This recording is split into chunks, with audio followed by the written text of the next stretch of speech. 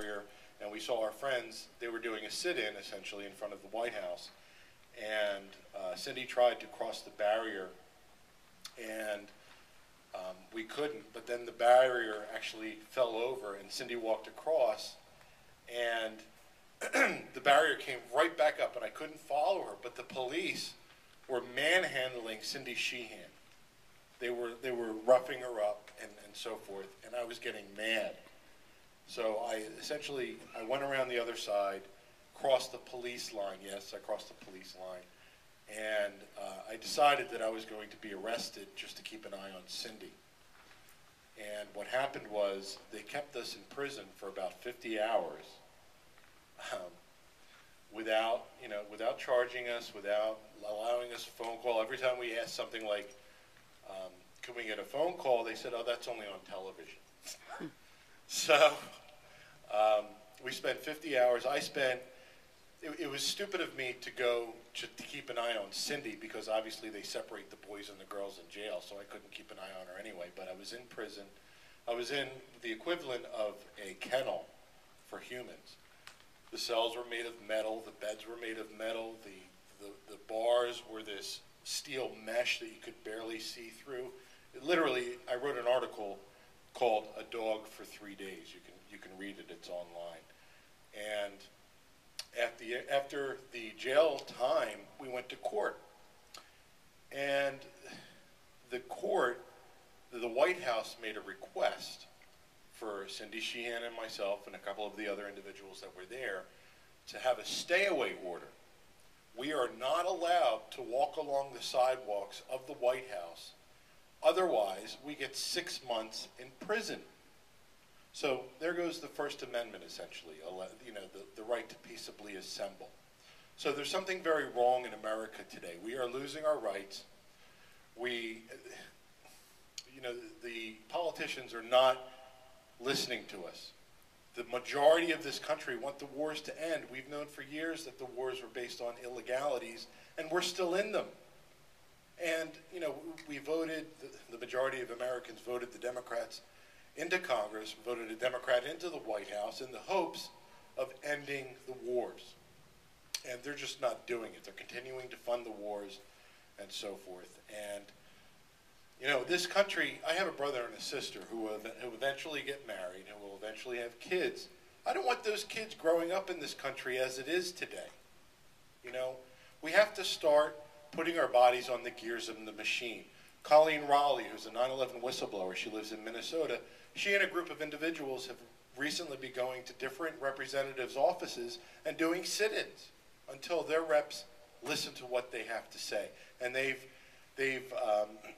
risked arrest by doing so.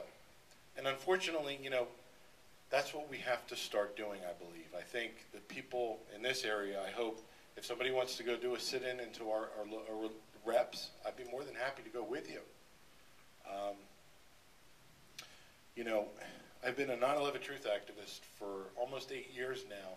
I've been fighting for truth, accountability, and justice for the 9/11 attacks, for the families, for the people that were affected that day, for us, for the people of the world, because the post-9/11 world is a detriment to humanity. And the post-9/11 world includes our loss of civil liberties. They're using the 9/11 attacks to take away our civil liberties. They're using the 9/11 attacks to launch preemptive wars, to make billions for the corporate friends of those who are bought and paid for in Washington, D.C. And it's just wrong. And we could do so much by exposing the 9/11 cover-up. We could expose the media manipulation in this country. We could expose, the wiretapping, the torture. We could expose so much by exposing the 9/11 cover-up. And I hope that people start to think about that.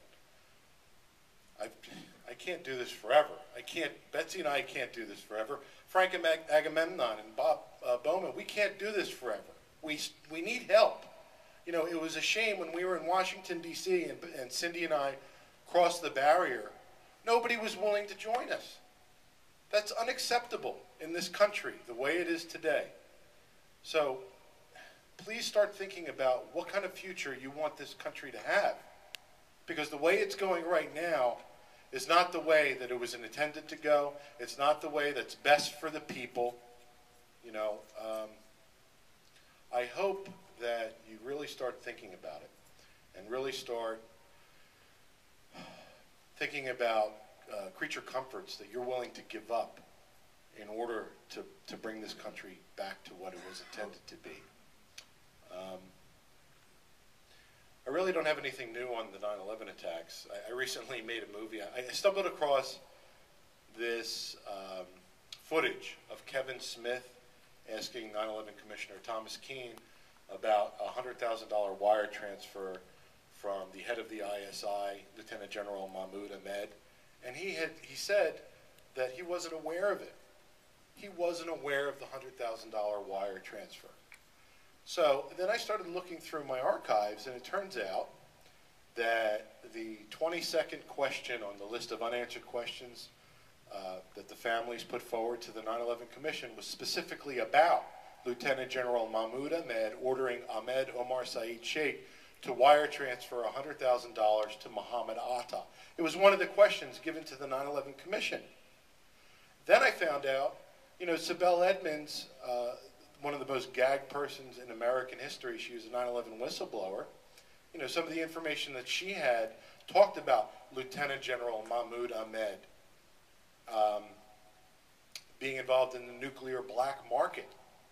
And she testified before the 9/11 Commission for 3.5 hours inside of a skiff because the 9/11 family members forced them to listen to her because they were ignoring and censoring whistleblowers left and right, even though they were mandated to give a full and complete accounting of the 9/11 attacks.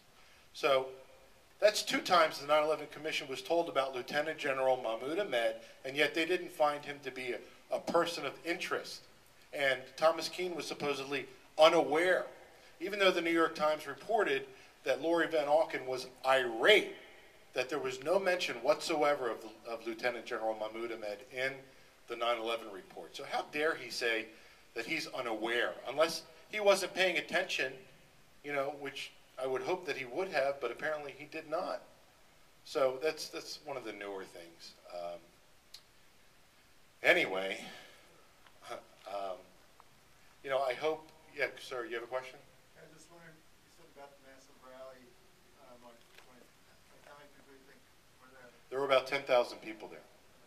There was about 10,000 people. We had Ralph Nader speak, Mike Ferner from Veterans for Peace, Code Pink, Cindy Sheehan, all kinds of people were speaking there. And it was done by Answer, the Answer Coalition.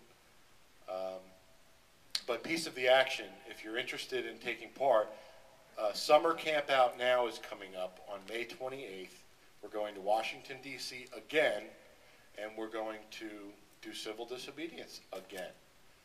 If you go to peaceoftheaction.org, you can read about it. PEACE of the action.org. And I hope that I start seeing a lot more people come out, because we had about 50 to 100 people show up, and we need thousands in order to make a difference. So again, please think about it, because we have to get this country back. Otherwise, it's lost. It's just lost to the elite, and we can't. It's sad, but you know, we can't allow that to happen. So anyway, I'm going to shut up now, and I'm going to let Lieutenant Colonel Bob Bowman speak. So please, would you help me welcome Lieutenant Colonel Bob Bowman?